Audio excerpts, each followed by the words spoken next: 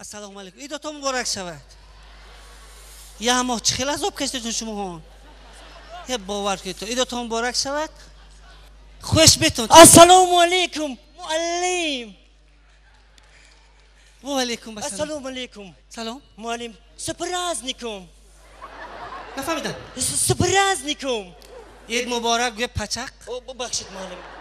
معلم جان همون امتحانی من میموندی. نه من موندن نمیتونم اکو. او برای چی معلم؟ سرگردان نشو اکو جورا جان. تو من درس با نبودی جورا. معلم جان من رفیقم است کو گدایف تلبنده. هم کورسته؟ هم کورس من گدایف تلبنده وای بیمار شد.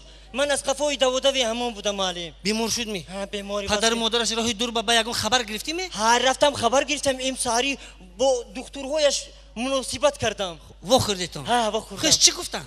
خیلی دکترها گفتن که نو سلامتیش ورود نرمال نه. ورود نرمال. چی نگفتی؟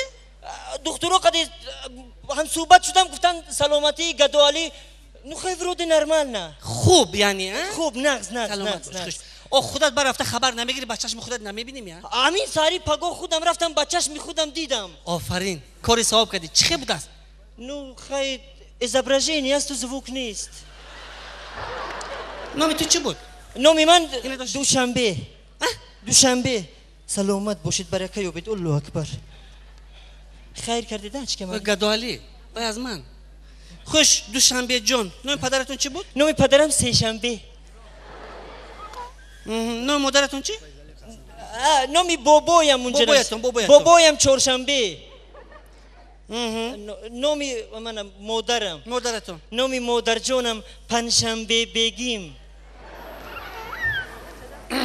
نام اویلتون چی؟ نامی اویلم جمعانیسو. فرزند داره می؟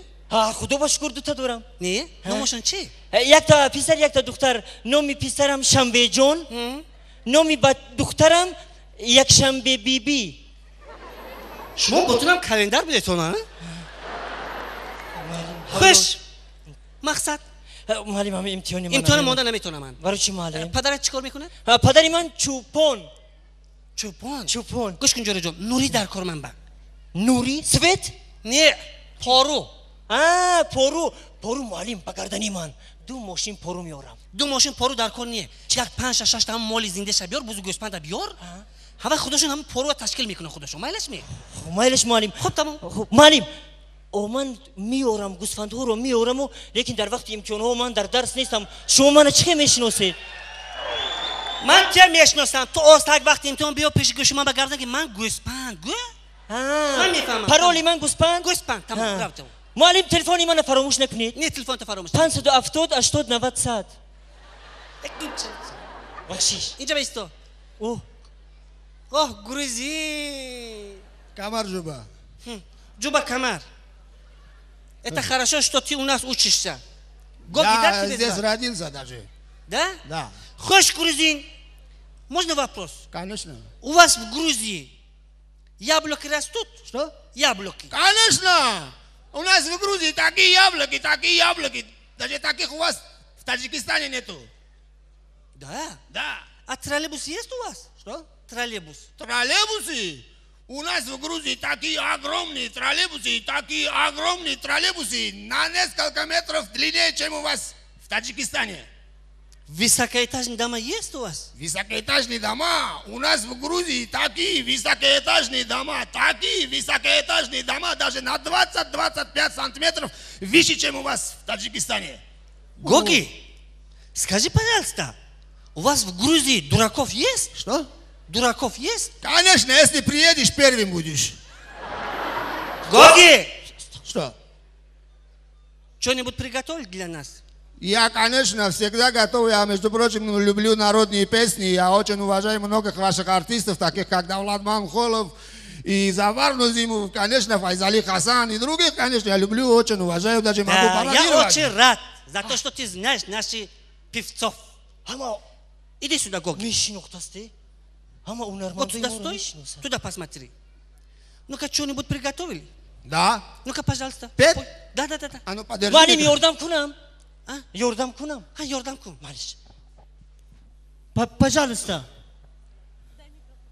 هنوز اولی عشق است سفر دنباله دارد هنوز اولیش قد سفر دنباله دارد خدا روز شبیاره تو را ببینم دوباره تو را ببینم دوباره ای ترا لیلا لیلا لای ترا لیلا لیلا لای ترا لیلا لیلا لای огромное спасибо. Молодец, Коки. معلم هنه اومد. تو چی میکنی؟ تو نبیو من چه دیگه نبینم افتی خوش کردک بری معلم ها؟ همین در زمین بازور ای خونه بازور همین مکتب تو فقط دیر میکنی ها؟ آخه نمیفورم معلم مکتبم نمیفوره روسی کباب گم بازور میام معلم جون خونه برای بازور مکتب میگی از مکتب رفتن خونه به چی دویده خونه میرم معلم نه درس کنی یه بخش من خفن نشم هم فعلی خری من داشتیده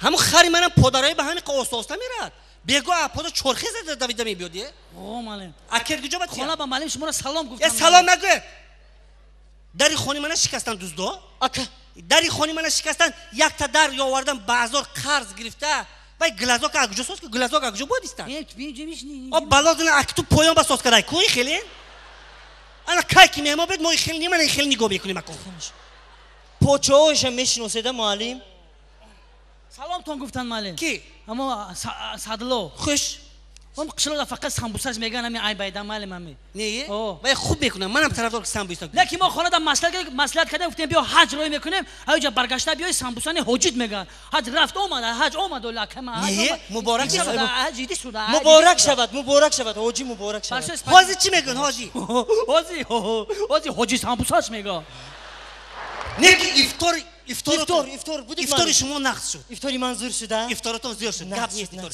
نه خفه نشو افطار اینا افطار شما خورده پچه خسته پرتاف افطار اینا با پیوا بود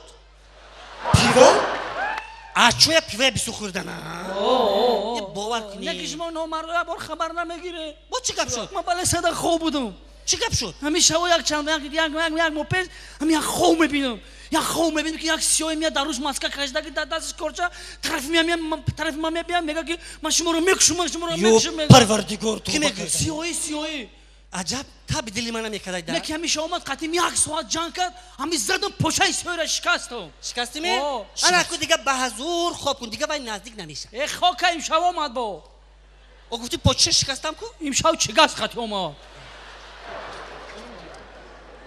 تو حسن می حسین می حسن حسین جان کجا خانه با نه که معلم که ما درس گذشته اگه با سری بالانس سپورت معلم امتحان سپورت 3 سوال داد معلم 2 سالش بعد جواب دادم 1 سال بعد جواب دادن نتونست درس بعد نه بتونه امتحان چخیلی سپورت نه معلم ما سپورت حسن حسین خیلی سپورت معلم خوش بوی دروغ چخیلی سپورت تو آخه معلم 1 سوال میتکم و قطع حسن حسین دوگونه که معلم جواب ما برابر جواب میتیم مثلا